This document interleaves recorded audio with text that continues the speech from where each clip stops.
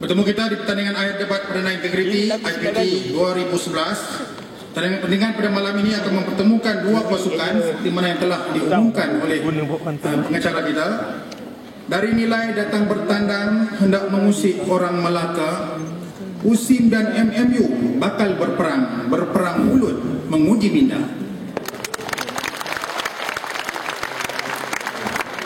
Sebelum kita memulakan majlis, saya menjemput panel hakim untuk mengambil tempat. Dipersilakan.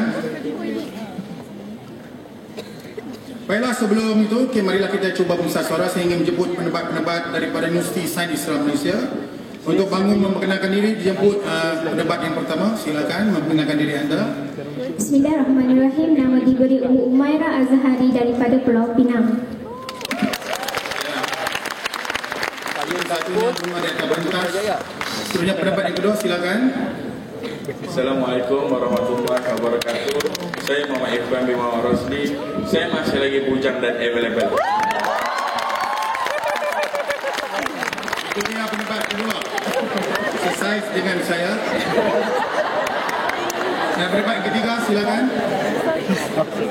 Bismillahirrahmanirrahim. Nama yang diberi Abdullah bin Long daripada Kelantan.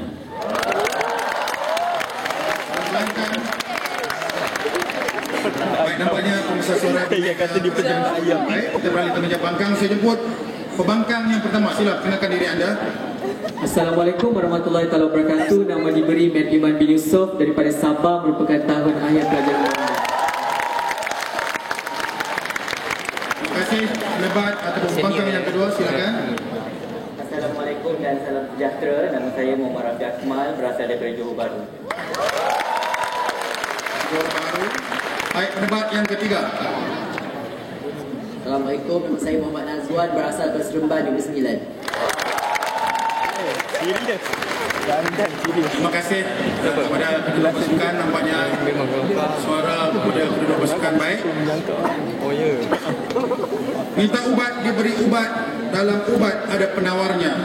Minta debat diberi debat, dalam debat ada isinya. Sebelum memulakan majlis, saya ingin mengingatkan pendebat dan untuk makluman hadirin, setiap pendebat diberi masa 7 minit untuk berhujah. Loceng pertama akan dibunyikan tanda masa untuk izin laluan. Kita cuba bunyi loceng. Sekali, kuat sikit. Nampaknya kedua-dua gunakan loceng belum makan malam. Dan loceng kedua akan dibunyikan untuk memaklumkan bahawa pendebat mempunyai ataupun masa izin laluan akan bermula setelah seminit berdebat. Sekali lagi. Loceng ketiga akan dibunyikan 2 kali, tanda masa untuk berdebat telah pun tamat.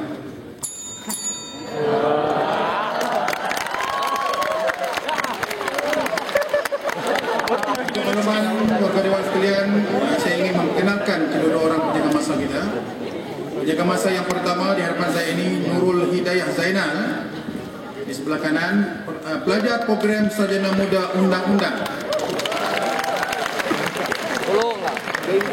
Dan di sebelahnya adalah Saudari Nur Syahriza binti Zain, pelajar program Sarjana Muda Hubungan Antarabangsa.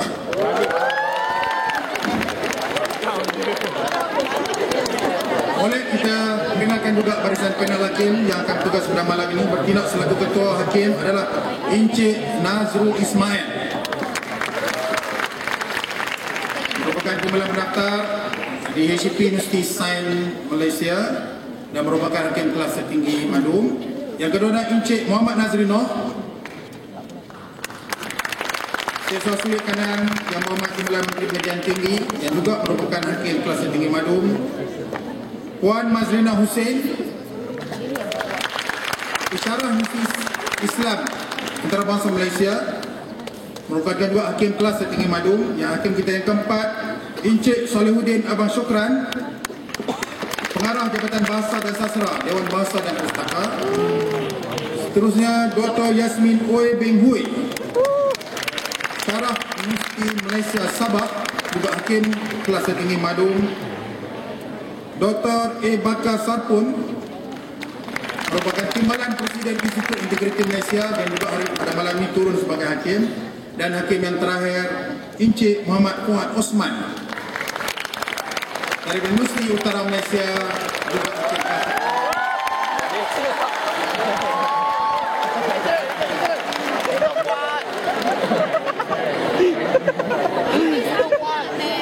yang bertanding pada malam ini pendebat bukan hakim. Pendayung sudah di tangan, daun pintu sudah pun tutup, yang dijemput sudah pun datang. Hakim dan pendebat juga dah sedia. Mulai pertandingan kita mulakan. Untuk itu saya dengan segala hormat yang berjemput, yang amat berhormat Ummu Umairah Perdana Menteri untuk mengutangkan usul. Silakan.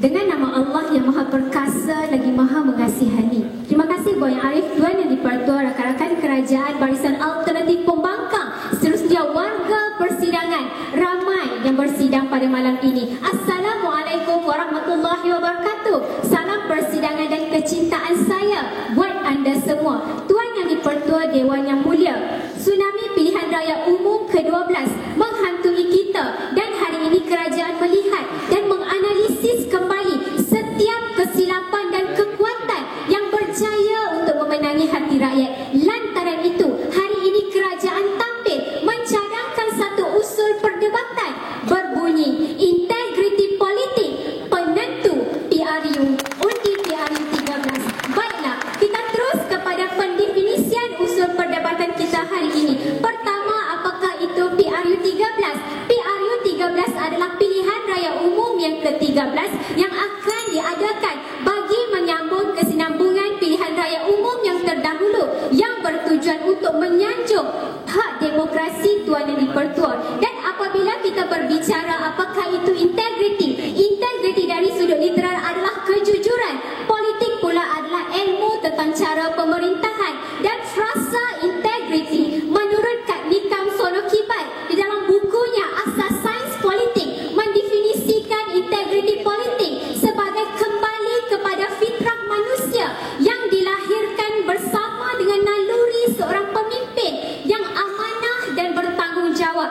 Timbul persoalan di meja pembangkang, apakah kayu ukur amanah dan tanggungjawab ini? Maka Tuan Yang di-Pertua, amanah dan tanggungjawab ini adalah pertama, ia di pemimpin ini disenangi rakyat. Kedua, pemimpin sentiasa berusaha menyelesaikan masalah rakyat. Dan ketiga, pemimpin mengutarakan apa yang dijanjikan. Dan beralih kepada frasa yang seterusnya, iaitu frasa penentu. Hari ini kerajaan tampil mencadangkan integriti politik ini penentu undi PRU 13 kerana penentu ini merupakan satu jaminan dan faktor yang menyebabkan seorang ahli ataupun pemimpin itu diangkat menjadi wakil rakyat dan memenangi hati rakyat Tuan Yang di-Pertua. Dan hari ini analisis kes di pihak kerajaan kami akan tunjukkan kepada anda semua bagaimana ketiga-tiga ciri yang kami letakkan ini yang menyanjung integriti politik dapat ataupun menjadi jaminan kepada undi pilihan raya umum yang akan kita adakan buat kali ke-13. Dan beban bukti yang harus digalas oleh mereka hari ini, mereka perlu tunjukkan walaupun ketiga-tiga ciri yang kami tunjukkan ini hadir, namun ia tidak boleh menjadi penentu untuk kita menarik undi dan memenangi sesuatu pilihan raya. Tidak cukup untuk mereka hanya sekadar menafikan, mereka perlu untuk datang dengan alternatif. Apakah sebenarnya yang menjadi penentu kepada undi pilihan raya umum yang akan datang? Sebelum itu saya silakan Yang Berhormat. Yang berhormat, persoalan pertama pada hari ini dalam kita membincangkan faktor, wujud pelbagai faktor yang akan boleh hadir sebagai penentu. Apakah kapasiti yang ada pada integriti politik diangkat sebagai penjamin kepada PRU ke-13? Dan yang kedua yang berhormat, pada hari ini kita ingin membincangkan tentang integriti politik siapa? Adakah politik kerajaan ataupun politik pembangkang ataupun secara keseluruhannya? Tuan Yang di-Pertua, hari ini apabila berbicara daripada aspek kapasiti, kami akan tunjukkan kepada anda semua bagaimana kapasiti yang ada dalam ketiga-tiga kayu ukur yang kami letakkan ini merupakan kapasiti yang boleh dipenuhi oleh seorang ahli ataupun pemimpin. Bagaimana dalam analisa kes kami akan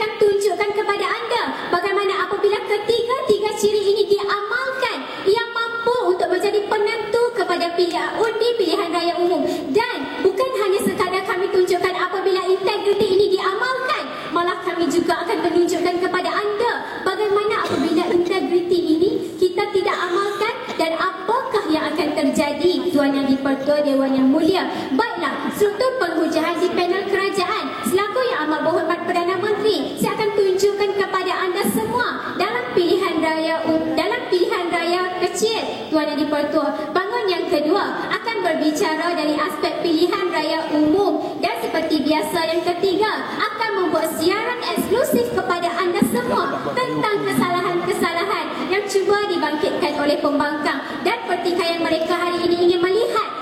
Perdebatan kita hari ini ingin melihat kepada parti kerajaan semata-mata ataupun pembangkang. Kami melihat dan menganalisis secara keseluruhan betapa kita akan menilai dan menganalisis kembali apakah punca ataupun adakah integriti politik ini mampu untuk menjadi penentu atau jaminan kepada undi dalam pilihan raya umum yang akan datang. Duduk dulu Yang Berhormat. Kita pergi kepada penghujahan pertama. Bagaimana saya akan tunjukkan kepada anda semua hadirnya integriti politik ini dalam pilihan raya kecil di Don Kerda dan Don Merlimau. Umum mengetahui bahawa kita telah mengadakan pilihan raya kecil Don Merlimau disebabkan oleh kematian Datuk Muhammad Hidir bin Abu Hassan Tuan Yang Dipertua, dan kita lihat kekuatan calon Barisan Nasional iaitu Saudara Roslan Ahmad yang memiliki ketiga-tiga ciri yang telah kami letakkan, di mana beliau ini disenangi rakyat, beliau ini sentiasa menyelesaikan masalah rakyat, dan beliau ini mengutarakan janji kerana di dalam manifestasi dan dalam manifesto beliau menyatakan beliau akan membantu rakyat, dan masalah yang berlaku pada ketika itu bagaimana keadaan turap jalan yang lemah, maka hadirnya seorang wakil rakyat iaitu Roslan Ahmad ini telah membaiki struktur jalan, dan kita melihat integriti politik yang diangkat oleh beliau ini telah memenangi hati rakyat. Bagaimana beliau telah menang majoriti 3,643 undi, seterusnya menewaskan calon yang terdahulu di mana beliau hanya memperolehi majoriti undi sebanyak 2,154. Tidak cukup sekadar kita hanya menganalisis apakah akibat apa kita mengamalkan integriti politik. Sebaliknya saya juga akan tunjukkan kepada anda semua bagaimana apabila integriti politik ini kita abaikan begitu sahaja di dalam PRK Don Kerdau. Bagaimana kita melihat calon daripada pihak pembangkang iaitu Hasanuddin Salim tidak mengangkat nilai-nilai integriti politik kerana beliau ini merupakan calon yang bukan daripada rakyat tempatan dan tidak sentiasa dekat di hati rakyat. Lantas kami telah tunjukkan kepada anda semua bagaimana ketiga-tiga ciri yang saya ceritakan sebentar tadi boleh menjadi penentu kepada undi pilihan raya umum ke-13 yang akan datang. Maka yakinlah bahawa usul ini wajar untuk diluluskan Dewan. Terima kasih kepada masa.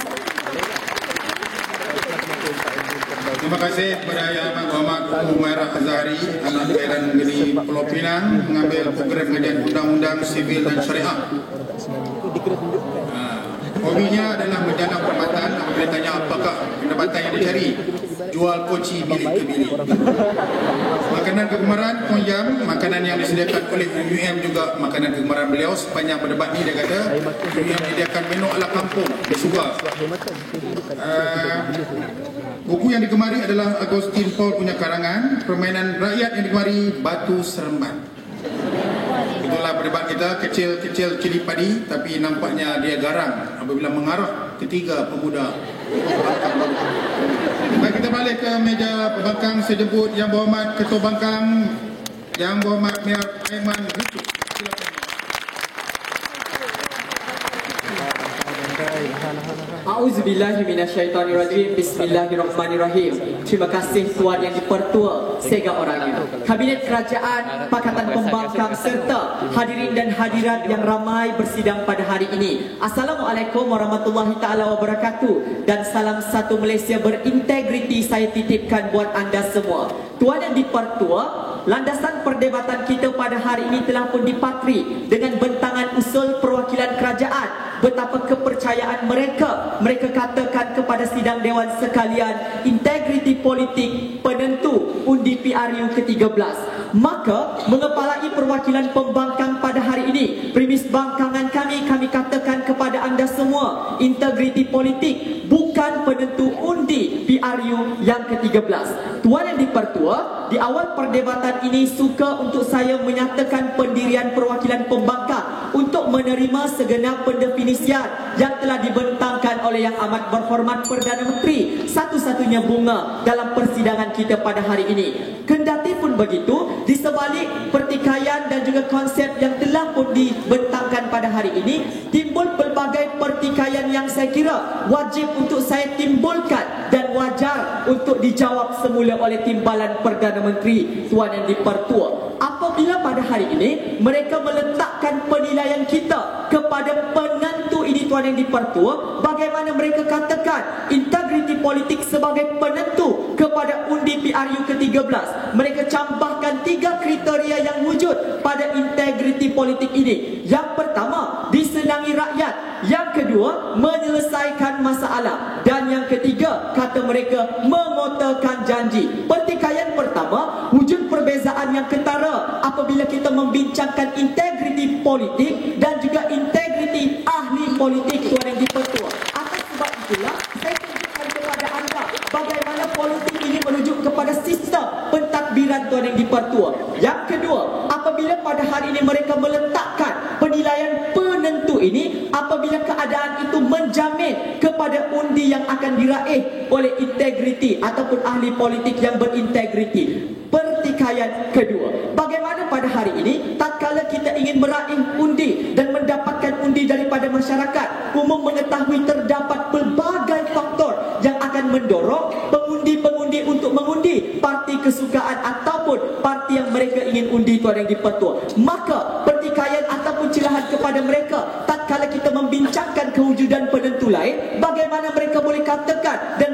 mereka letakkan kriteria jaminan tersebut kepada integriti politik, kerana perkara ini tidak pernah pun mereka bezakan di awal pembentangan konsep Tuan Yang di-Pertua.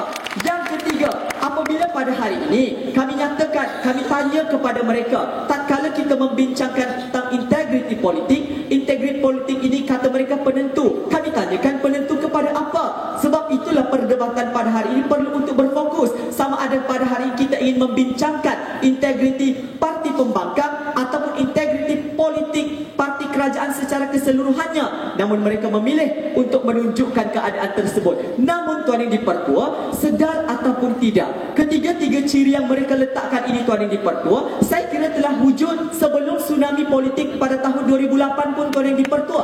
Maka mengapa persoalan integriti politik ini diapitkan dengan 3 kriteria yang saya kira tidak menggambarkan pun integriti politik yang sebenar Tuan Yang di-Pertua. Maka perwakilan pembangkang pada hari ini tampil dengan kes yang lebih mudah untuk melawan kes mereka. Kami katakan integriti politik ini bukan penentu kepada undi pilihan raya umum ke-13. Mengapa? Kami akan cambahkan daripada 2 analisis. Analisis penafian kes mereka dan yang kedua analisis pembuktian.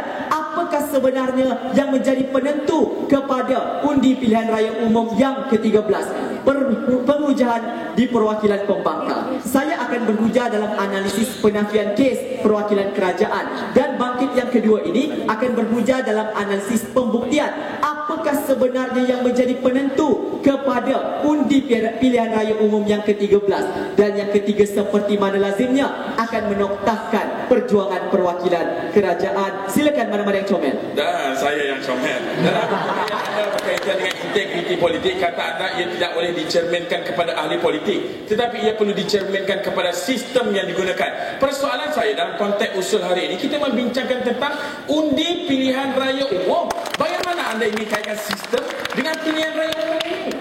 Tuan Yang di-Pertua begini, mengapa integriti politik ini dibangkitkan Tuan Yang di-Pertua? Suka untuk saya membawa hadirin dan hadirat untuk menelusuri artikel yang telah dikeluarkan oleh Datuk Saifuddin Abdullah Tuan Yang di-Pertua dalam blog beliau dalam artikel Survival Party dalam PRU ke-13. Mengapa isu integriti politik ini Tuan Yang di-Pertua diketengahkan? Kerana Tuan Yang di-Pertua, kita ingin membincangkan tentang satu bentuk politik baru yang bercambah kepada 2 perkara, integriti politik dan juga governance baru Tuan Yang di-Pertua, untuk menyelesaikan kemelut dalam sistem pemerintahan kerajaan pada tahun 2008 sewaktu pilihan raya umum yang mendapat kecaman daripada masyarakat, yang mendapat tentangan dan diselubungi dengan krisis integriti. Atas sebab itulah kita mencapai satu keadaan di mana majoriti undi tidak lagi dapat dipungut oleh kabinet kerajaan Tuan Yang di-Pertua. Atas sebab itulah integriti politik ini perlu untuk kita jelaskan terlebih dahulu apakah konsep dan nazam kita perkenalkan integriti politik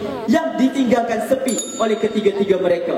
Tuan Yang di-Pertua Penghujahan Perdana Perwakilan Pembangkang, saya akan membawa hadirin dan hadirat untuk menilai bagaimana analisis penafian kes mereka di mana wujud krisis integriti, namun Tuan Yang di-Pertua tidak pernah menjejaskan pulangan ataupun usaha untuk meraih undi Tuan Yang di-Pertua. Kita lihat pada pilihan raya umum pilihan raya umum 1999 Tuan Yang di-Pertua, yang mana kewujudan krisis integriti politik Tuan Yang di-Pertua yang menyelubungi kerajaan pada waktu itu, seperti isu AP, isu nepotisme dan bailout syarikat perkapalan daripada bankrupt, dan yang ketiga penjualan saham untuk penswastaan mas kepada wakil kerajaan, dan yang ketiga penyelewengan dana dan tender, serta prosedur pemecatan timbalan Perdana Menteri dan Menteri Kewangan yang boleh dipersoalkan. Itu adalah krisis integriti yang berlaku pada pilihan raya umum 1999, namun tidak pernah menjejaskan undi yang diterima oleh kerajaan. Kita lihat Tuan Yang di-Pertua bagaimana kerajaan menang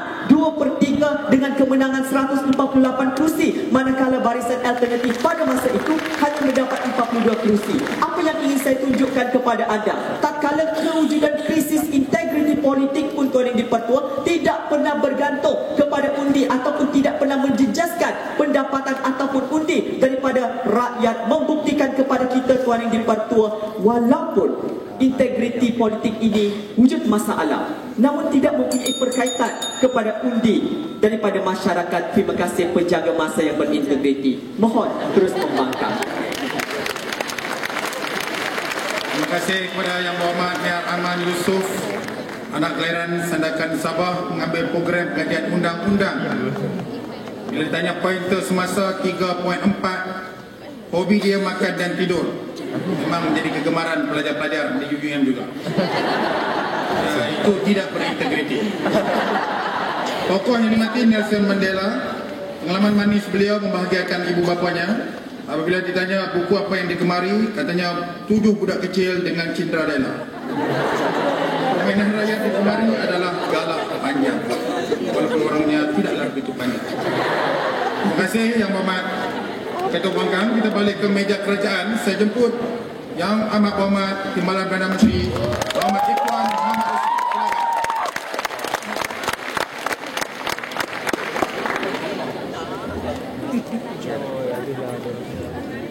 Terima kasih Tuan Yang di-Pertua Dewan, Barisan Pembangkang, Barisan Kerajaan, seterusnya warga Dewan yang akan memastikan saya menang dalam PRU yang ke-13. Assalamualaikum warahmatullahi wabarakatuh. Tuan Yang di-Pertua, tanpa membuang masa, ayo kita terus menganalisis hujah yang dikemukakan oleh Ketua Pembangkang dan pertikaiannya. Pertama, soalan beliau, hari ini kita tidak boleh melihat integriti politik ini hanya melihat kepada ahli politik, tetapi kita perlu untuk menilai apakah sistem yang digunakan. Persoalan saya dalam celahan hadirin sekalian, hari ini pembacaan usul kita perlu tepat, kerana kita perlu menilai bagaimana integriti politik ini boleh menjadi penentu dalam undi PRU ke-13. Maknanya hadirin sekalian, bagaimana hari ini ahli-ahli politik yang bakal menjadi wakil rakyat dalam PRU yang ke-13 ini dapat meraih undi menerusi integriti yang ada di dalam pengamalannya, bukannya sistem hadirin sekalian. Dan kata mereka hari ini, apakah jaminan kami meletakkan ketiga-tiga ciri ini hadirin sekalian? Saya berjanji saya akan tunjukkan perkara tersebut. Contohnya mudah hadirin sekalian, Datuk Saifuddin sendiri seorang tokoh yang berwibawa, bagaimana melaksanakan program muafakat di Parlimen Temerloh dengan mengetepikan karenah birokrasi, dengan membincangkan isu berkaitan rakyat secara terus, kerana ini bakal menyelesaikan masalah. Dan hadirin sekalian, tahukah anda Datuk Saifuddin ini sudah memegang 2 penggal dalam PRU hadirin sekalian, menggambarkan inilah jaminannya hadirin sekalian.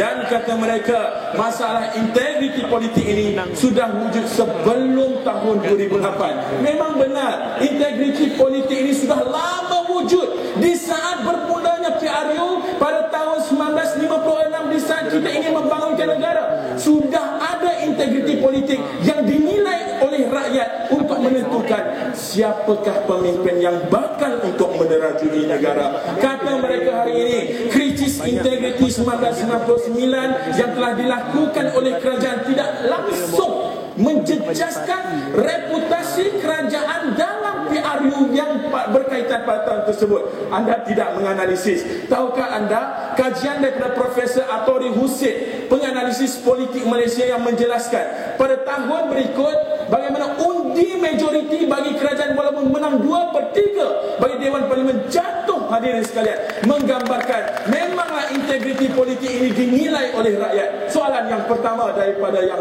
comel macam saya,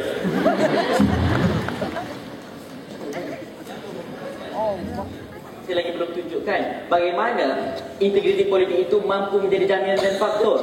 kami tunjukkan daripada ketiga-tiga ciri yang dipenuhi ini, akhirnya kami analisis keadaan semasa daripada PRU ke-12 sehinggalah pilihan raya kecil yang sudah 16 siri dilaksanakan, sama ada dengan integriti politik ini mampu menjadi penentu ataupun tidak kepada seseorang individu untuk menjadi wakil rakyat. Baiklah hadirin sekalian, dalam hujah saya hari ini saya akan menganalisis apabila tiga ciri ini hadir dan dipenuhi oleh wakil rakyat dan hasilnya. Dan yang kedua saya akan tunjukkan apabila tiga ciri ini tidak dipenuhi lagi dan akhirnya apakah hasilnya. Anda ini melambai-lambai seperti cerita Kak Limas dan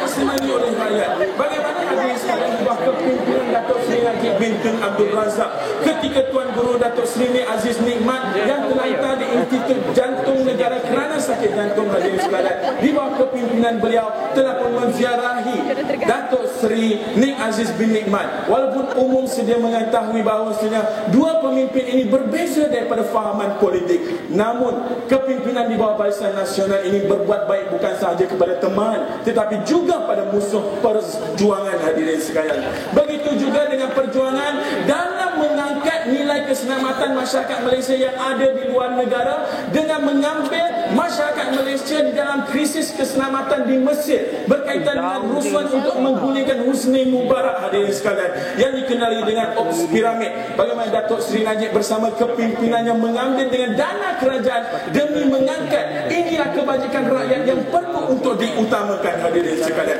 Dalam ciri yang kedua, melaksanakan apa yang dijanjikan tanpa mengira latar belakang parti. Tahukah anda manifesto yang dilaksanakan dalam PRU 12 oleh pemimpin Barisan Nasional, pembangunan seimbang, merapatkan jurang, membina rumah dan bangsa berikos rendah dan memantapkan infrastruktur luar bandar direalisasikan dalam gerakan selepas PRU 12. Saya tunjukkan bagaimana Perdana Menteri baru semalam di dalam laporan berita mingguan hari ini halaman kedua baris yang ketiga rekap yang kedua, hadirin sekalian, menjelaskan bahawa kerajaan memperlukan 138.9 juta untuk melaksanakan pembangunan Batang Sadung Sarawak, dilaksanakan secara berperingkat-peringkat selama 2 tahun, termasuk 12,000 unit rumah kos rendah dilaksanakan untuk rakyat, hadirin sekalian. Tambahan pula 23 projek wilayah pembangunan Pantai Timur dilaksanakan di Kelantan, seperti pembinaan kampus tetap Universiti Malaysia Kelantan di Jeli, projek agropolitan di Gua Musang, hak halal di Pasir Mat. Walaupun Kelantan ini merupakan negeri yang dikuasai oleh parti PAS, namun kerajaan kita tidak pernah merasa sanksi dan adil untuk melaksanakan pembangunan. Ciri yang ketiga, sentiasa berusaha menyelesaikan masalah rakyat, hadirin sekalian. Bagaimana untuk menyelesaikan masalah minyak yang berbangkit? Saya tunjukkan kerajaan telah memperuntukkan 14 bilion, hadirin sekalian, untuk mengurangkan harga yang tinggi dalam harga minyak ini. Akhirnya saya tunjukkan laporan Suruhanjaya Pilihan Raya Malaysia dalam PRK yang dilaksanakan dari 16 siri, hadirin sekalian, bagaimana kerajaan telah meningkatkan kerusi yang dimenangi daripada 8 dalam kerusi umum kepada 9 dalam PRK kali ini, memaparkan inilah jaminan dalam menentukan undi PRU yang ke-13 apabila ketiga-tiga ciri ini dipenuhi. Apabila ketiga-tiga ciri ini tidak dipenuhi, contohnya, hadirin sekalian, bagaimana Pakatan Rakyat yang meletakkan manifesto untuk mengangkat kebajikan rakyat, hadirin sekalian, tidak pernah direalisasikan oleh mereka. Apabila mereka melaksanakan kes Kampung Pada, rumah dirobohkan, kes di Selangor, masjid dirobohkan. Bagaimana mereka merampas gerai-gerai peniaga kecil tanpa notis yang muhasabah, hadirin sekalian, dan akhirnya menyebabkan Hulu Selangor mereka telah tewas serta Tuan Galas hadirin sekalian, mereka juga telah kehilangan kerusi. Maknanya apabila ketiga-tiga ciri ini hadir, akhirnya bagaimana saya tunjukkan peningkatan kerusi yang dimenangi oleh kerajaan. Apabila ketiga-tiga ciri ini tidak hadir, akhirnya bagaimana Pakatan Rakyat tewas dalam 2 kerusi yang sepatutnya mereka ada dalam PRU 12. Menggambarkan memang benarlah hadirin sekalian, usul hari ini perlu untuk diterima. Assalamualaikum. Terima kasih kepada Yang Muhammad Iqbal Marusli, adik comel kelahiran Kelang Selangor ini mengambil program pengajian syariah dan undang-undang. Hobinya makan dan tengok kartun Doraemon. Minuman kegemaran air jus cinta. Apabila ditanya apakah pengalaman manis dia, mendapat buah hati. Siapakah buah hatinya? Adakah orang suka adik comel kita ini? Artis yang digemari adalah Raihan. Buku yang digemari beliau adalah Fathul Bari. Permainan rakyat digemari adalah Teng Teng. Dalam makluman warga dewan, beliau baru-baru ini mewakili negara Malaysia ke pertandingan pidato antarabangsa. Hai, kita beralih ke meja pembangkang. Saya jemput Yang Muhammad Timbalan Ketua Pembangkang. Silakan.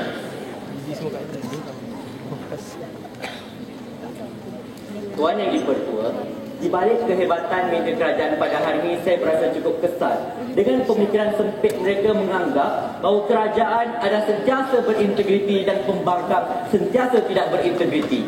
Mesej moral yang songsang ini tidak boleh dibawa kepada Dewan, sedangkan kerajaan dan pembangkang masing-masing berjuang demi kebajikan masyarakat. Kerana itulah Tuan Yang di-Pertua, pada hari ini media pembangkang tampil untuk membangkang usul pada hari ini bahawa kami katakan integriti politik bukan penentu undi pilihan raya ke-13 Tuan Yang di-Pertua. Kita lihat Tuan Yang di-Pertua, permasalahan ini timbul apabila wujud permasalahan dalam pemahaman konsep itu sendiri. Mari saya bawa hadirin dan hadirat sekalian menelusuri permasalahan yang berlaku di meja kerajaan Tuan Yang di-Pertua. Tuan Yang di-Pertua, permasalahan meja kerajaan pada hari ini saya simpulkan kepada 2 perkara. Pertama, permasalahan pemahaman konteks usul itu sendiri. Kita lihat Tuan Yang di-Pertua, bagaimana konteks integriti politik itu sendiri tidak berjaya dipahami dengan baik. Bagaimana integriti politik itu berjalan, sama ada ia satu sistem ataupun memfokuskan kepada ahli politik semata-mata. Kerana permasalahan inilah akhirnya kita lihat bagaimana dalam pengujian mereka, bagaimana mereka menceritakan seorang ahli politik itu mempunyai 3 integriti, sudah pun menggambarkan integriti politik. Saya kira gambaran ini tidak cukup baik untuk dibuktikan kepada Dewan. Tuan Yang di-Pertua, bila ditanyakan dan diasah bagaimana keadaan integriti politik itu menjadi jaminan dan faktor, mereka katakan apa apabila integriti politik itu hadir dalam diri wakil rakyat Tuan Yang di-Pertua. Saya kira Tuan Yang di-Pertua, apabila mereka mengapekkan keadaan jaminan dan faktor ini dalam satu perkara yang sama, ada satu kesilapan. Kerana jaminan mempunyai sifat yang berbeza dan faktor mempunyai sifat yang berbeza Tuan Yang di-Pertua. Dan apabila ditanya lagi penentu kepada apa Tuan Yang di-Pertua, mereka bersetuju penentu kepada undi pilihan raya yang ke-13. Tetapi Tuan Yang di-Pertua, kita lihat bagaimana mereka melakukan pembuktian dalam pengujian Tuan Yang di-Pertua. Mereka sekadar bercerita bagaimana PM membuat lawatan menjumpai Nik Aziz, bagaimana PM menyokong piramid. Keadaan itu Tuan Yang di-Pertua masih lagi tidak menggambarkan integriti politik. Kerana itulah asas perdebatan kita pada hari ini. Saya cukup kesal Tuan Yang di-Pertua apabila permasalahan yang kedua bercerita tentang bagaimana penghujaan mereka Tuan Yang di-Pertua. Apa yang mereka ceritakan Tuan Yang di-Pertua, bagaimana kerajaan melaksanakan pembangunan, itulah integriti politik Tuan Yang di-Pertua. Saya kira sejak kemerdekaan lagi kerajaan itu melaksanakan bangunan. Kenapa pada hari baru kita ingin berbincangkan tentang isu integriti politik? Perkara ini Tuan Yang di-Pertua perlu untuk kita pandang serius selesai proses pembidasan di meja pembangkang. Saya silakan cerahan. Saya nak tanyalah kepada anda, apa beza faktor dan jaminan? Dan yang kedua, saya nak tanyalah kepada anda, adakah lawat pemimpin yang berlainan parti merealisasikan manifesto dalam bentuk pembangunan kerajaan? Ini bukan integriti politik. Tuan Yang di-Pertua, terima kasih. Kita lihat bagaimana persoalan jaminan dan faktor ini dibawakan oleh mereka. Cuba untuk menjerat kami dengan bertanyakan definisi. Sepatutnya pihak kerajaan yang menceritakan bagaimana bentuk jaminan, bagaimana bentuk faktor. Itu adalah kerajaan yang baik, kerajaan yang berintegriti. Tuan Yang di-Pertua, suka saya untuk berkongsi politik peribahasa kepada anda, tak tumbuh tak melata, tak sungguh orang tak kata. Maka untuk menunjukkan kesungguhan pihak pembangkang pada hari ini, mari saya bawa hadirin dan hadirat sekalian menelusuri penghujahan di meja pembangkang Tuan Yang di-Pertua. Kita lihat bagaimana menurut Albert Jerome, pemerhati politik di Malaysia dalam bukunya The Religion of Politics, bagaimana fenomena politik yang berlaku di Malaysia adalah politik berasaskan kaum yang mempunyai pola di mana faktor ras, etnik dan kaum mempunyai pengaruh yang paling kuat, terutamanya dalam hak pemilihan kerajaan dan struktur pemerintahan. Tuan Yang Betul, kita lihat bagaimana politik etnik ini Tuan Yang Betul adalah penentu kepada pengundi pilihan raya ke-13 Tuan Yang Betul. Kerana inilah analisis pembuktian yang kami bawakan di meja pembangkang. Kita lihat Tuan Yang Betul dalam konteks Malaysia, bagaimana Malaysia mengamalkan two-party system dengan izin, bagaimana wujudnya kerajaan dan pembangkang yang masing-masing mewakili masyarakat. Cuba bagi contoh,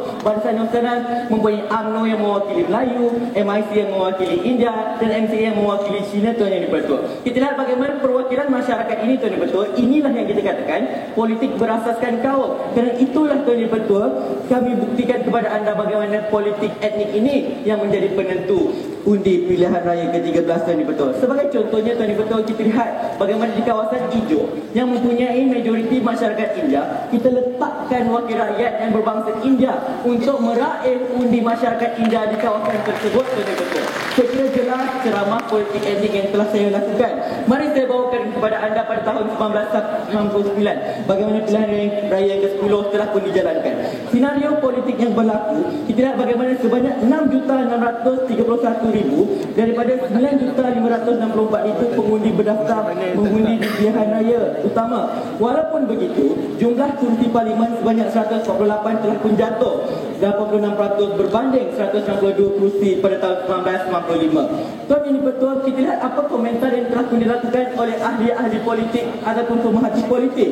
Pertama, kita lihat bagaimana menurut Dr. P. Sibarahudang, penganalisis politik USM Tuan Yang Betul, telah pun bercerita bagaimana sokongan masyarakat dan rakyat pada hari ini adalah berfokuskan kepada siapa yang ingin memperjuangkan bangsa mereka. Sebagai contoh, kalaulah pada hari ini wakil politik itu ingin memperjuangkan nasib Melayu, maka itulah yang menjadi tunggak dan undi mereka dalam pilihan raya utama. Pun begitu Tuan Yang Betul, kita lihat bagaimana pensyarah undang-undang UIA Tuan Yang Betul, Profesor Dr. Aziz Bari telah pun menilai bahawa masyarakat Melayu pada PRU 2004 telah pun beralih arah kepada parti PAS selepas pemecatan Datuk Seri Anwar Ibrahim daripada Jabatan Menteri Kewangan dan membawa pengikutnya ke parti PAS. Wujud pengaruh perkauman Tuan Yang Betul. Timbalan Menteri di Jabatan Perdana Menteri pula Tuan Yang Betul telah pun memberi komentar bagi undian dan sokongan masyarakat Cina terhadap MCA yang mempunyai pelan dan dasar pembangunan yang lebih konkret dalam membangunkan masyarakat Cina yang lebih mendapat sambutan. Bagaimana DAP pada waktu itu Tuan Yang Betul belum stabil dan belum berautoritatif dalam rangka pelan untuk masyarakat Cina Tuan Yang Betul. Maka MCA mendapat undi yang lebih tinggi Tuan Yang Betul. Pada tahun 2008 mula Tuan Yang Betul, kita lihat pada 8 Mac 2008 umur kematangan struktur baru ini Tuan Yang Betul hanya boleh dilihat menjelang Mei 2009 apabila rombakan parlimen pada 13 Februari 2008. Keputusan undi ini jelas menunjukkan kerajaan mendapat 52%, undi majoriti dan pembangkang sebanyak 37% Tuan Yang Betul. Dalam parti UMNO Tuan Yang Betul, kita lihat bagaimana 50% Melayu, 38% Cina, India 21% dan lain-lain 10% Tuan Yang Betul. Kita lihat bagaimana majoriti masyarakat Melayu menyokong parti UMNO ini. Kerana apa? Kerana UMNO itu perjuangannya adalah untuk mempertahankan hak-hak Melayu. Dan inilah pola dan pelan politik kita pada hari ini membuktikan integriti politik bukan penentu undi PRU ke-13. Mohon untuk terus membangkang. Terima kasih kepada Yang Berhormat Muhammad Rafiq Akmal bin Muhammad Daud, anak kelahiran Johor Bahru, mengambil program pengajian ijazah sarjana muda undang-undang. Pointer semasa beliau 3.5. Hobi beliau menulis sajak bertemakan patriotik, makanan kegemaran buah pisang. Tokoh yang digemari atau yang diminati adalah Datuk Saifuddin. Artis yang diminati Maher Zain. Buku yang digemari adalah buku Love and Respect. Permainan rakyat digemari Ceper dan Baling Selipak. Beliau kata pernah menjadi juara kampung kerana pandai mengelak walaupun berbadan besar. Itulah Yang Berhormat Timbalan Ketua Pembangkang. Seterusnya kita akan ke sesi pembidasan yang mana suka saya peringatkan pendapat yang ketiga kedua pasukan hanya dibenarkan untuk membidas hujah masing-masing. Pada ketika ini tidak dibenarkan lagi mengumumkakan hujah-hujah baru. Maka selesai ucapan substantif, kita ke sesi pembidasan. Saya jemput Menteri Pertahanan di meja kerajaan. Silakan.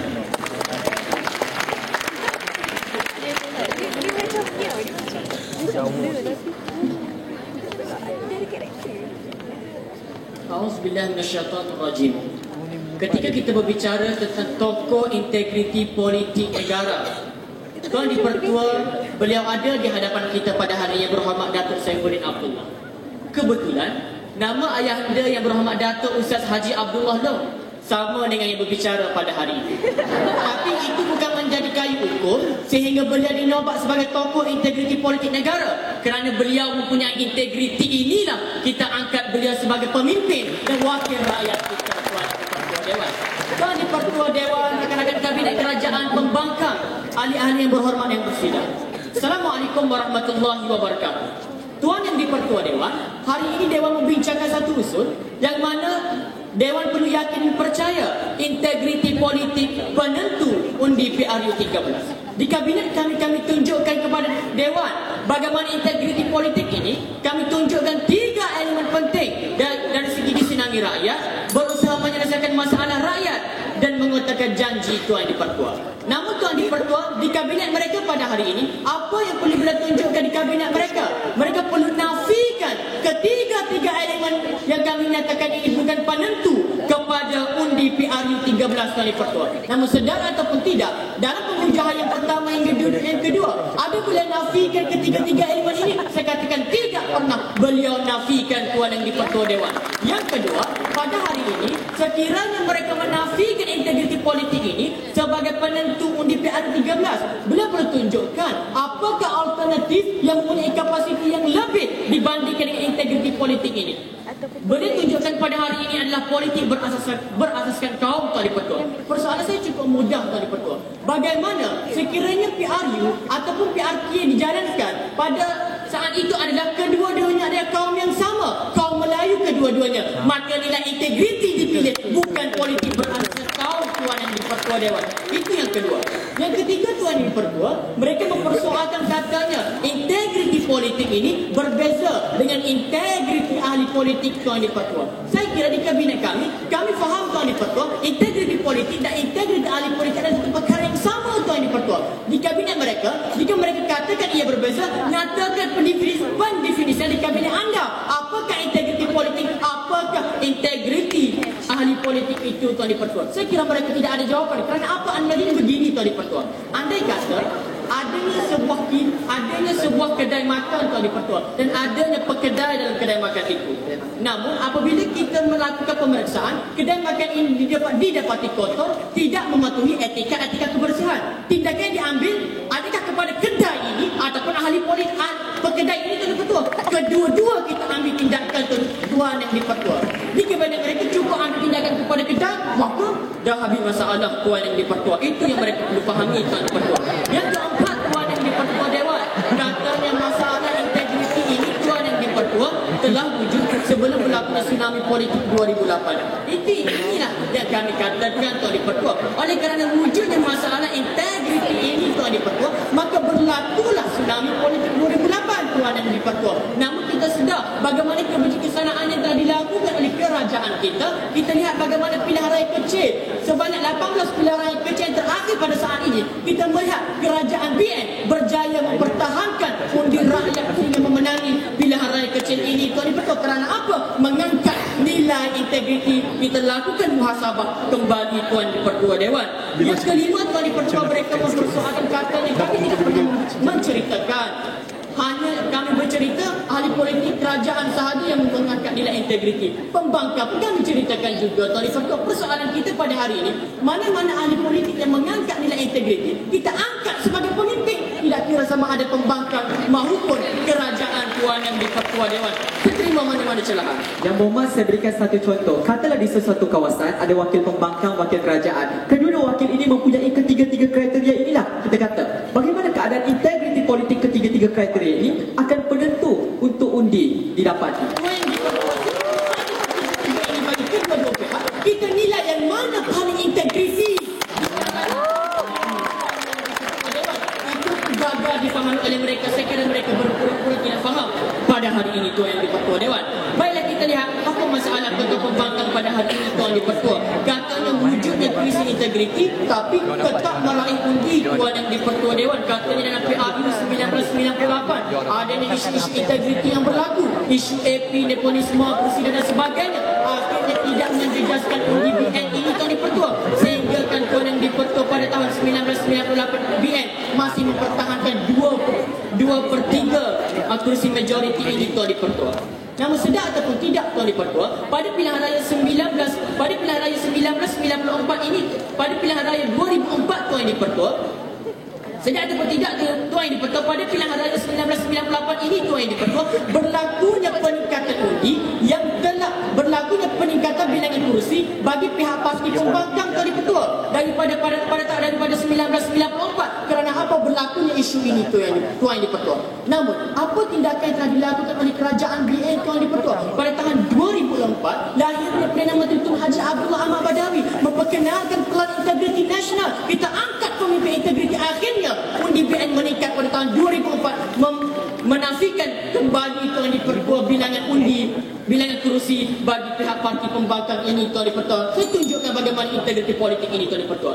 Berbalik kepada timbalan Ketua Pembangkang pada hari ini Tuan Yang di-Pertua. Timbalan Ketua Pembangkang menunjukkan alternatif katanya politik berasaskan kaum Tuan di-Pertua. Kita lihat katanya Tuan Yang di-Pertua pada pilihan raya umur 13 Tuan di-Pertua. Apa yang beliau nilai? Beliau katakan apabila kawasan itu kawasan ramainya orang India, ahli politik calon yang dinanti adalah calon India Tuan di-Pertua, maka berlakulah peningkatan undi Tuan di-Pertua. Saya persoalkan fakta ini Tuan di-Pertua. Saya tunjukkan bertuntut parti pembangkang bagaimana Parlimen Kota Raja Tuan di-Pertua, ahli parlimen adalah Datuk Seri Maria Tuan di-Pertua. Walaupun dalam keadaan majoriti bilangan penduduknya adalah India, calon yang dihantar adalah calon daripada PAS, namun boleh memenangi pilihan raya ini Tuan di-Pertua walaupun majoriti 70% adalah kaum India Tuan di-Pertua.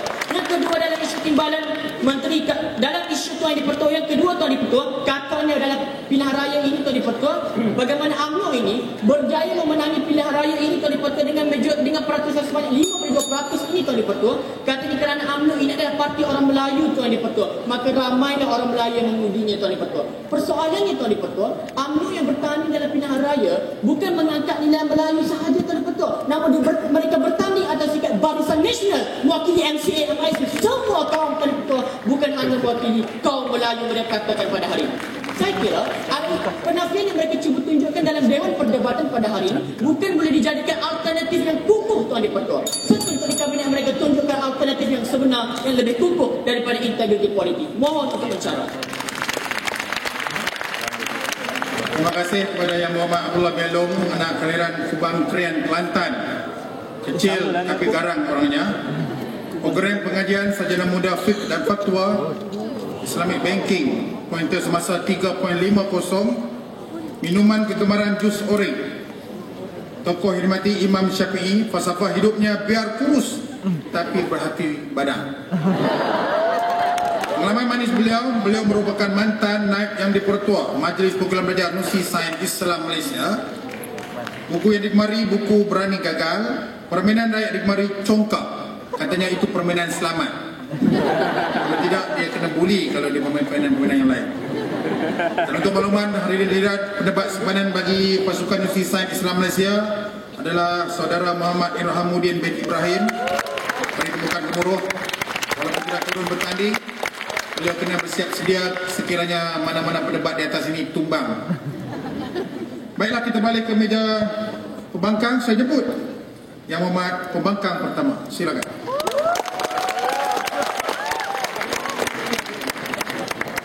Auzubillah minasyaitanirrajim. Bismillahirrahmanirrahim. Terima kasih Datuk Yang di-Pertua Kerajaan Pembangkang, warga dewan yang bersidang. Alhamdulillah ramai yang bersidang pada hari ini sampai naik ketak kepala lutut.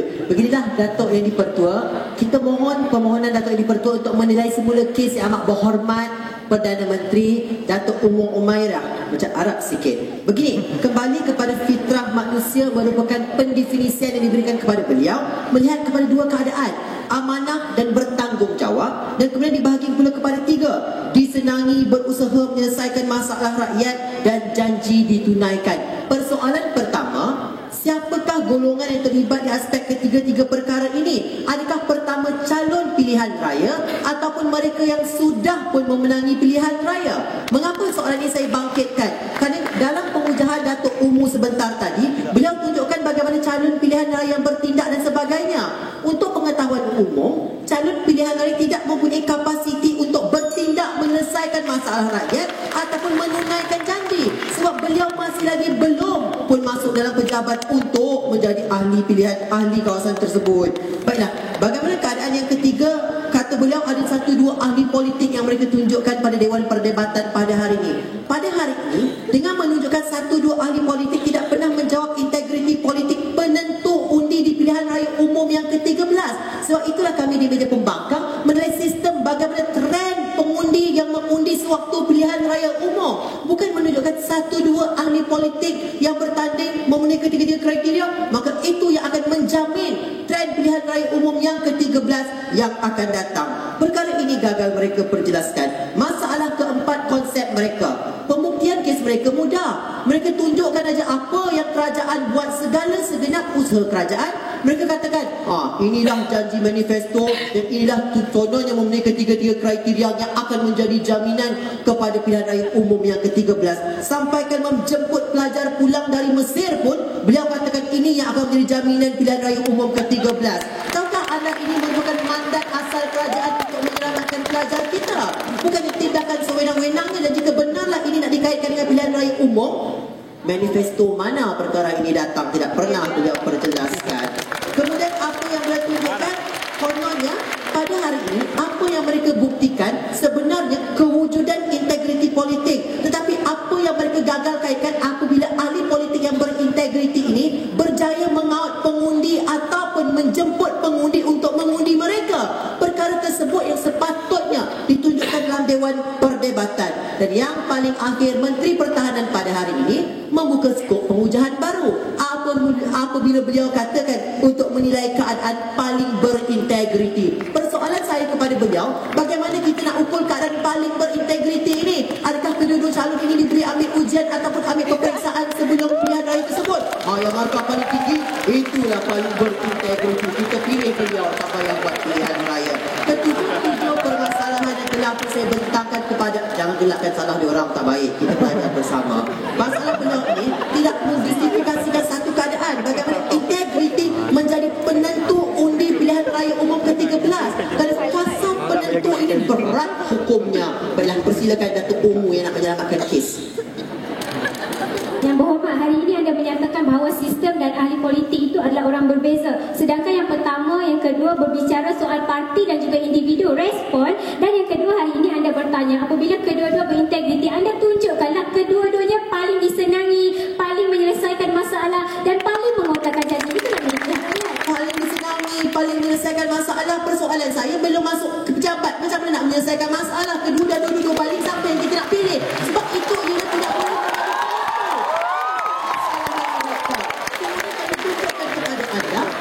Tindakan tersebut agar menggerakkan proses pilihan raya menjadi trend pengundi untuk memilih seperti yang diceritakan oleh yang kedua. Melihat kepada apa? Melihat kepada warna kulit. Macam kulit saya ni mungkin banyak keliru sikit, tak apa, kita beralih kepada Perdana Menteri.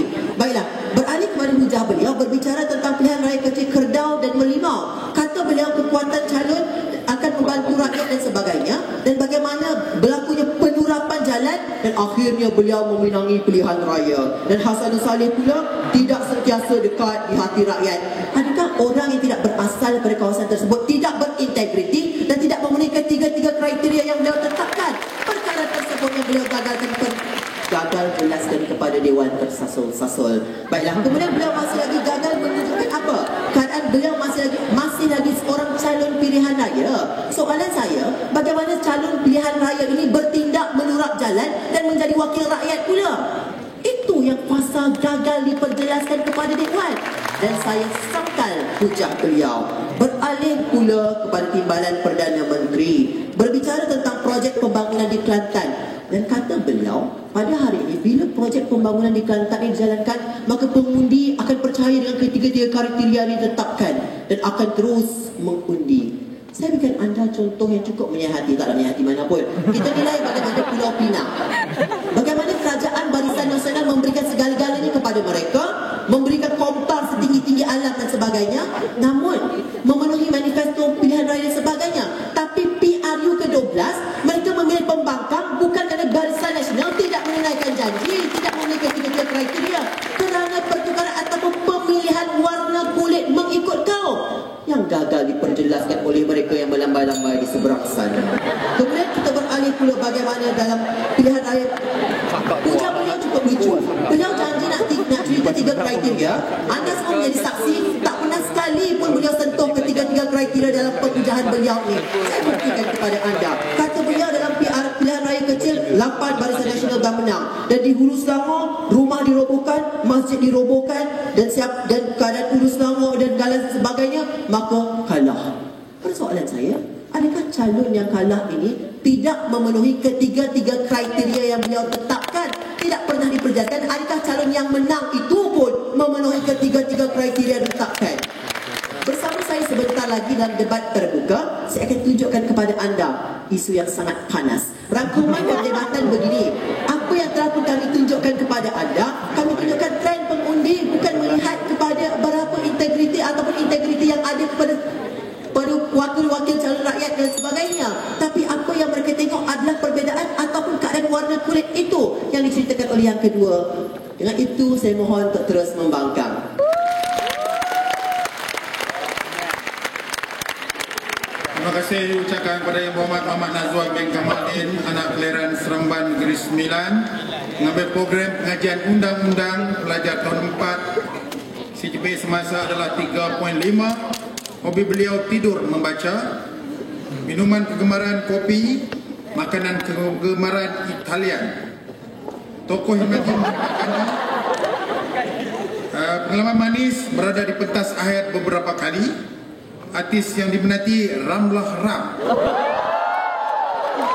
Buku yang digemari Ujang dan Mari Memasak. Permainan rakyat digemari gasing dan suka membaling bola-bola api. Nampaknya tadi dia dah membaling bola-bola api ke meja kerajaan. Baiklah. Berdebat simpanan bagi Multimedia News TV adalah saudara Muhammad Fuad bin Ahmad. Ditemukan dulu pada perdebat simpanan ini. Maka tamatlah sesi membidas. Kita akan ke sesi yang kedua, iaitu sesi debat terbuka. 12 minit diperuntukkan untuk sesi ini. Ala berbalas pantun, setiap pendebat dibenarkan mengemukakan hujah-hujah baru. Untuk itu kita mulakan di meja kerajaan 12 minit dari sekarang. Tuan Yang di-Pertua, dalam kes di Pulau Pinang, tahukah anda mengapa Barisan Nasional jatuh di PRU yang ke-12? Kerana sebelum itu ada tuntutan berkaitan dengan ketirisan dalam pelaksanaan dasar ekonomi baru. Maknanya tidak ada pengamalan dalam integriti politik dalam menjalankan dasar. Sebab itu Pulau Pinang jatuh di tangan pembangkang. Maknanya apa, hadirin sekalian? Masih lagi integriti politik yang menjadi punca dalam kes tersebut. Kata mereka hari ini, dalam menentukan integriti politik, takkanlah kita ni nak buat ujian. Bukan masalah nak buat ujian ataupun tidak, hadirin sekalian. Contohnya dalam pilihan raya kecil di Hulu Selangor, Zahid Ibrahim, Kamalan Nazir tidak pernah pun menjadi wakil rakyat. Namun hadirin sekalian, bagaimana analisis rakyat berkaitan dengan isu-isu yang dibangkitkan, contohnya Zahid Ibrahim yang terlibat dengan masalah moral. Disebab itu Kamalan Nazir menang dalam kes tersebut kerana integriti politiklah yang menjadi pilihan rakyat dan akhirnya diangkat, Tuan Yang di-Pertua. Dan kata mereka hari ini, mereka akan bercerita tentang sistem. Masalahnya kes mereka masih lagi bercerita tentang apa? Parti MIC, MCA dan individu yang ada dalam parti tersebut, hadirin sekalian. Tambahan pula, saya akan bidas alternatif berkaitan dengan politik berasaskan kaum. Contohnya di Hulu Selangor, masyarakat indahnya berkadar 42%, masyarakat Melayu pada kadar 38%, hadirin sekalian. Dan calon yang ada adalah Zahid Ibrahim dan Kamalan Nazir, hadirin sekalian. Namun permasalahannya, mengapa Kamalan Nazir yang diangkat sebagai wakil rakyat, hadirin sekalian? Tuan Yang di-Pertua berlandaskan kepada bidasan beliau terhadap membicarakan isu Pulau Pinang sebentar tadi telah pun meranapkan kes mereka. Mengapa? Beliau kata Barisan Nasional di Pulau Pinang mengalami masalah apabila tidak dipercayai oleh masyarakat kerana ada ketirisan dalam sistem dan pelaksanaan dasar. Maknanya pada hari ini beliau bersetujulah integriti politik ini kita perlu nilai kepada sistem pemerintahan dan juga dasar. Tidak pun cerita tentang disenangi rakyat, tidak pun cerita tentang bagaimana menyelesaikan masalah, tidak pun cerita kepada kita mengotakkan janji masyarakat. Ini masalah Abang Comel di sebelah sana, Tuan Yang di-Pertua. Fakta baru debat terbuka. Saya tunjukkan kepada anda bagaimana pola dan tren pengundian sewaktu pilihan raya kecil sepanjang tahun selepas tahun 2008, Tuan Yang di-Pertua. Kita lihat ada wujud krisis integriti. Bagaimana sebagai contoh di Manik Urai, Tuan Yang di-Pertua, sebelum pilihan raya kecil ini, Kerajaan Negeri Kelantan berhadapan dengan krisis integriti, iaitu nepotisme. Bagaimana, Tuan Yang di-Pertua, anak menantu memegang jawatan dalam pihak berkuasa tempatan. Namun kita lihat bagaimana wakil daripada Kerajaan Negeri Kelantan ini masih lagi dipilih dan meraih undi daripada masyarakat. Pilihan raya kecil yang kedua, bagaimana isu di Bagan Pinang, Tuan Yang di-Pertua, wakil rakyat yang memenangi kerusi tersebut secara majoriti menang walaupun pernah disabit dengan kesalahan politik wang, Tuan Yang di-Pertua. Menunjukkan kepada kita beberapa contoh dan keadaan di mana krisis integriti politik ini wujud namun tidak pernah menentukan sama ada undi itu Dewan Yang dapat di-Pertua, Dewan Yang Mulia, kata Yang Amat Berhormat Datuk Mir, wujud krisis integriti di Kelantan namun tidak pernah pun diceritakan oleh Datuk. Apakah bentuk krisis integriti yang berlaku? Hanya semudahnya mereka menyatakan wujud masalah, wujud krisis integriti, namun mereka masih boleh memenangi pilihan raya tersebut. Tidak pernah pun diceritakan apakah masalah-masalah integriti yang berlaku untuk kita sama-sama menilai kembali benar ataupun tidak. Seandainya berlaku masalah integriti, seseorang itu boleh diangkat menjadi pemimpin negara. Beliau tidak pernah pun menceritakan yang pertama, yang kedua maupun yang ketiga. Kerana itu kita tidak boleh menerima alternatif mereka hari ini. Fakta baru untuk debat terbuka, bagaimana kita melihat analisis yang telah dijalankan oleh penganalisis politik Dr. Nizamuddin Sulaiman, pensyarah kanan Fakulti Sains Sosial dan Kemanusiaan Universiti Kebangsaan Malaysia, ke atas pilihan raya kecil Bukit Selambau yang dahulunya oleh PKR. Telah dilakukan pilihan raya kecil di mana di dalam pilihan raya kecil kali kedua, ciri-ciri pemimpin yang diangkat pada ketika itu iaitu pertama, Yang Amat Berhormat rajin untuk turun padang. Yang kedua, berlatar belakangkan tempatan. Yang ketiga, beliau ini seorang yang mesra. Dan ketiga ciri yang kami tunjukkan di awal persidangan hari ini dipenuhi oleh Yang Amat Berhormat. Kerana itulah mereka masih boleh untuk mengekalkan kerusi. Beginilah. Sejak bila pula lah Don Selambau ni ada PRK pilihan raya kecil 2 kali. Setahun sekali je, tiada kali kedua. Kemudian rajin turun padang lah, mesra pelanggan, mesra rakyat dan sebagainya. Ketiga-tiga kriteria ini, kalau kita nak berdebat sampai pilihan raya umum 313 pun lah isu tak akan selesai. Sebab siapa saja yang bertanding pilihan raya akan cuba memenuhi ketiga-tiga kriteria ini. Itu pemahaman asas. Seperti mana saya janjikan, fakta baru, meja pembangkang, isu panas saya bawa anda kepada Permatang Pauh. Permatang Pauh. Tahukah anda, ahli parlimen Permatang Pauh yang memenangi pilihan raya kecil di Permatang Pauh itu pernah disabitkan dengan 2 kesalahan. Pertama, penyalahgunaan kuasa. Kedua, saya tidak boleh sebut. Baiklah. Namun begitu kita teruskan saja dengan permasalahan penyalahgunaan kuasa. Apa yang berlaku adalah selepas disabit dan dipenjarakan, beliau keluar, kemudian bertanding pilihan raya kecil dan ahli parlimen Permatang Pauh menang pula. Menjustifikasikan satu keadaan. Integriti politik bukan penentu PRU 13. Kerana beliau pernah disabit dan masuk penjara. Dan kita kata keadaan ini tidak berintegriti. Namun beliau mampu menang dan duduk di parlimen. Bukan duduk tempat biasa. Mengapalai kepala pembangkang. Bukan beliau. Jangan terkeliru. Baiklah. Dan sebelum saya menunjuk kepada Donald Kennedy Class Transparency International tentang isu integriti politik di Malaysia yang beliau war-warkan, beliau sendiri katakan bahawa masyarakat Malaysia belum bersedia untuk menerima integriti politik. Dalam isu Bukit Selambau, Tuan Di-Pertua, apa yang diceritakan oleh si Comel ini, Tuan Di-Pertua, apa yang diceritakan berlakunya PRU pada kali pertama dan berlaku pilihan raya kecil kali kedua, itu yang mereka kurang faham pada hari ini, Tuan Di-Pertua. Dalam isu Datuk Seri Anwar Ibrahim ini, Tuan Di-Pertua, bagaimana bila boleh mempertahankan kerusi dalam pilihan raya Permatang Pauh ini ketika pilihan raya kecil, Tuan yang Di-Pertua, sedar ataupun tidak, Datuk Seri Anwar Ibrahim adalah bekas Timbalan Perdana Menteri. Ketika beliau menjadi Timbalan Perdana Menteri, banyak projek-projek boleh dekat dengan rakyat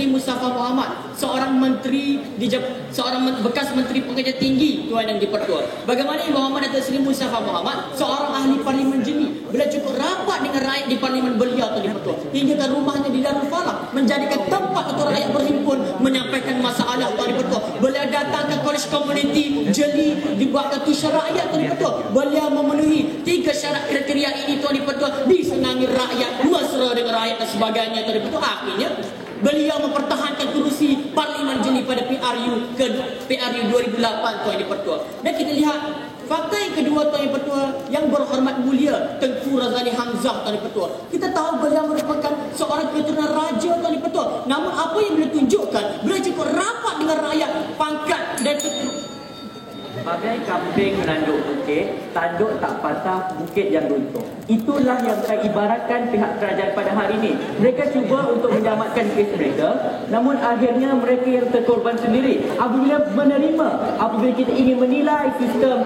dalam konteks integriti politik, sedangkan yang pertama itu tidak pernah pun bercerita dan bersetuju untuk kita bincangkan perkara ini, Tuan Yang di-Pertua. Pemahaman yang salah di meja mereka, Tuan Yang di-Pertua, wujud apabila mereka suka-suka untuk bercerita bagaimana ahli politik ini disenangi rakyat, ahli politik ini mengotakkan janji. Kalau pada begitu Tuan Yang di-Pertua, sedangkan kami katakan bahawa ahli politik ini tidak boleh disenangi rakyat, maka bukan integriti. Ahli politik ini tidak mengotakkan janji, maka bukan integriti. Permasalahan ini Tuan Yang di-Pertua berpunca dengan pembawaan mereka yang songsang. Fakta baru untuk debat terbuka, analisis pilihan raya umum PRU 2004 Tuan Yang di-Pertua. Menurut analisis pengundian Pusat Kajian Demokrasi dan Pilihan Raya Umum SEDA Tuan Yang di-Pertua, BN telah pun mencapai kenaikan undi popular pada ketika itu sebanyak 63.9%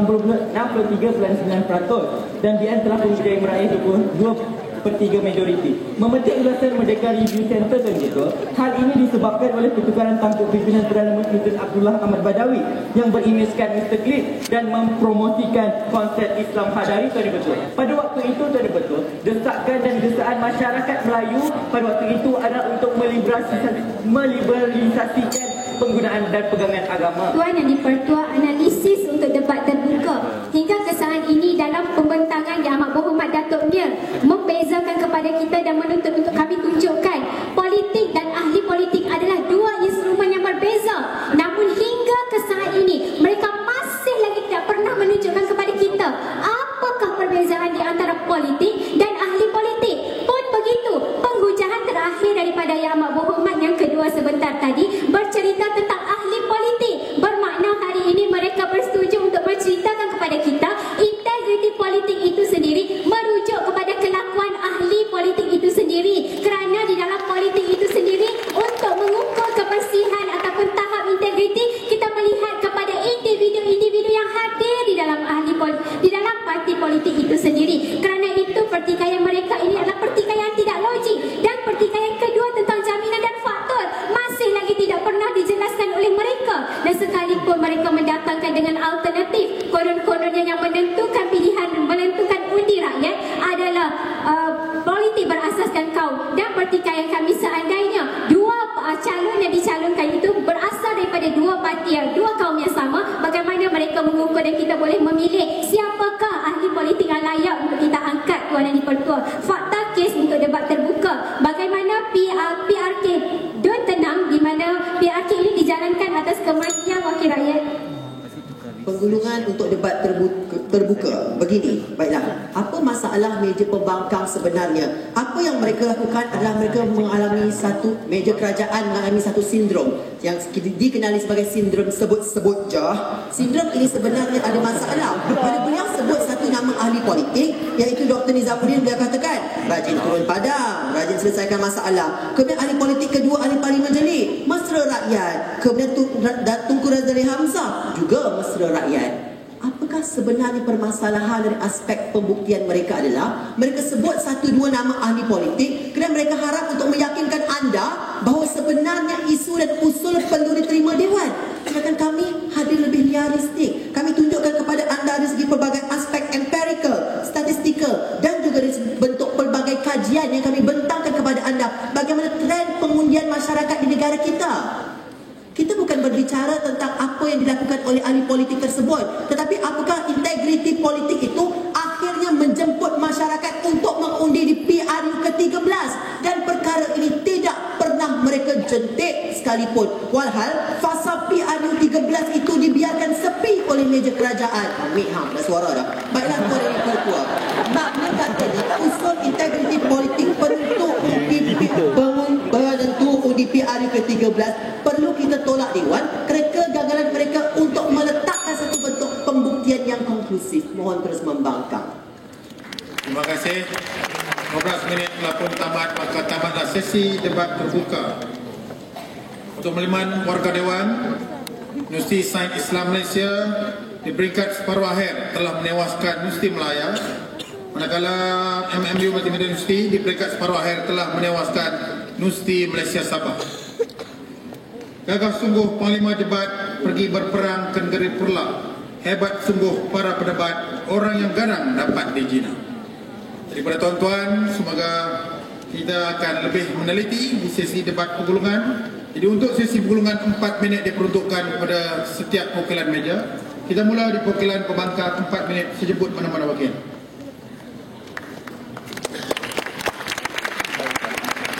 Arena penggulungan ini, saya akan membawa perhatian hadirin dan hadirat untuk sama-sama meneliti kembali apakah sebenarnya konseptual perdebatan yang telah dibentangkan oleh Kabinet Kerajaan, dan benar ataupun tidak, konsep tersebut akan dapat membantu kita untuk mencapai resolusi perdebatan atas usul integriti politik penentu undi PRU ke-13. Bagaimana penilaian yang mereka letakkan di sepanjang perdebatan? Kita lihat beberapa peringkat dalam penghujaan mereka. Pertama, mereka tunjukkan kepada kita integriti politik ini merujuk kepada 3 kriteria. Pertama, disenangi rakyat. Yang kedua, menyelesaikan masalah. Dan yang ketiga, mengotorkan janji Tuan Yang Dipertua. Persoalan asas, ada perbezaan di antara integriti ahli politik dan integriti politik. Saya tunjukkan perbezaannya. Katalah pada hari ini kita mengambil contoh Datuk Khaw Soo Khoon Tuan Yang Dipertua mempunyai integriti ahli politik yang cukup, tidak boleh dipertikaikan. Bagaimana beliau disenangi rakyat dan sebagainya. Namun disebabkan politik kerajaan Pulau Pinang Barisan Nasional dikecam pada waktu itu, disebabkan wujudnya ketirisan dan sebagainya, kita lihat rakyat tidak mengundi beliau. Meskipun ada tiga perkara ini, disenangi rakyat, menyelesaikan masalah dan mengotorkan janji Tuan Yang Dipertua. Itu perbezaan yang cukup mudah. Yang kedua, berkenaan dengan frasa penentu. Beliau kata pada hari ini Tuan Yang Dipertua, penentu ini adalah keadaan yang menjamin undi PRU ke-13 ini akan dapat kita capai. Saya katakan kepada anda, terdapat pelbagai faktor yang akan menentukan undi itu kita perolehi ataupun tidak. Maka bagaimana hendak kita angkat integriti politik ini sebagai penentu yang dominan untuk kita katakan undi pilihan raya umum ke-13 akan dapat kita capai? Maka mereka masih lagi berpegang kepada ketiga-tiga indikator ini Tuan Yang Dipertua. Saya katakan kepada anda, ucap tama yang amat berhormat Perdana Menteri sebentar tadi menyatakan kepada kita tsunami politik pada tahun 2008 telah berlaku. Maka rombakan kepada sistem pemerintahan perlu untuk kita laksanakan, dan kerajaan perlu untuk menggabling tenaga untuk mendapatkan semula kepercayaan rakyat. Adakah mesej moral yang ingin mereka sampaikan kepada Dewan sekalian? Sebelum pilihan raya umum 2008, rakyat ataupun kerajaan tidak pernah disenangi rakyat. Rakyat pada hari wakil rakyat tidak pernah turun padang, tidak pernah menurang jalan dan tidak pernah melakukan pembangunan. Ini mesej moral yang cuba untuk mereka sampaikan. Ketiga, apabila kita membincangkan tentang integriti politik, sepatutnya perdebatan pada hari ini bersifat lebih akademik. Apabila analisis, perbandingan dan penilaian kepada trend dan pola pengundian masyarakat sewaktu pilihan raya umum ke-12 yang menyebabkan berlakunya tsunami politik Tuan Yang Dipertua, di mana kerajaan tidak lagi menang 2/3 Tuan Yang Dipertua. Maka perkara ini yang perlu untuk kita selusuri secara halus dan secara teliti. Bagaimana penafian mereka pada hari ini tidak pernah menunjukkan pun keadaan yang sebenarnya. Sebaliknya, perwakilan pembangkang pada hari ini sebalik pertikaian-pertikaian yang telah kami sematkan di kesempatan di Tuan Yang Dipertua, kami katakan pertama, wujud masalah integriti namun tidak pernah menjadi halangan untuk meraih undi Tuan Yang Dipertua. Analisis pembuktian, kami tunjukkan kepada anda sebenarnya apabila kita mengamati dan menyoroti tren pengundian di kalangan masyarakat, sebenarnya masyarakat percaya kepada wakil rakyat yang akan membela dan akan mengekalkan survival kaum mereka Tuan Yang Dipertua. Atas sebab itulah kami katakan yang menjadi penentu kepada undi PRU ke-13 adalah politik etnik seperti yang dihujahkan oleh yang kedua. Tuan Yang di-Pertua, timbang taraf perdebatan cukup mudah. Kes perdebatan pada hari ini bersifat tidak akademik. Mengapa? Disebabkan oleh 3 perincian yang mereka nyatakan pada hari ini, Tuan Yang di-Pertua. Pertama, disenangi rakyat. Yang kedua, mengotakkan janji. Dan yang ketiga, pada hari ini menyelesaikan masalah. Sedangkan pada hari ini tujuan kita membincangkan perkara tersebut untuk PRU yang ke-13, Tuan Yang di-Pertua. Ketiga-tiga ciri ini, Tuan Yang di-Pertua, memang perlu dalam setiap wakil rakyat untuk meraih undi masyarakat. Sampai PRU ke-348 pun, Tuan Yang di-Pertua, ciri-ciri ini memang tidak boleh kami nafikan, Tuan Yang di-Pertua. Maka perdebatan pada hari ini saya kira wajar untuk kita tolak di ataskan kesilapan yang telah dibawakan oleh perwakilan kerajaan. Terima kasih penjaga masa. Mohon terus membangkang. Terima kasih kepada Yang Berhormat Mayor Aman bin Yusof, Ketua Bangkang, yang telah sendiri mewakili perwakilan Bangkang menggulung hujah-hujah di meja Bangkang. Maka tamatlah masa untuk meja Bangkang berhujah. Kita balik ke meja kerajaan. Saya berikan 4 minit wakilnya. Silakan.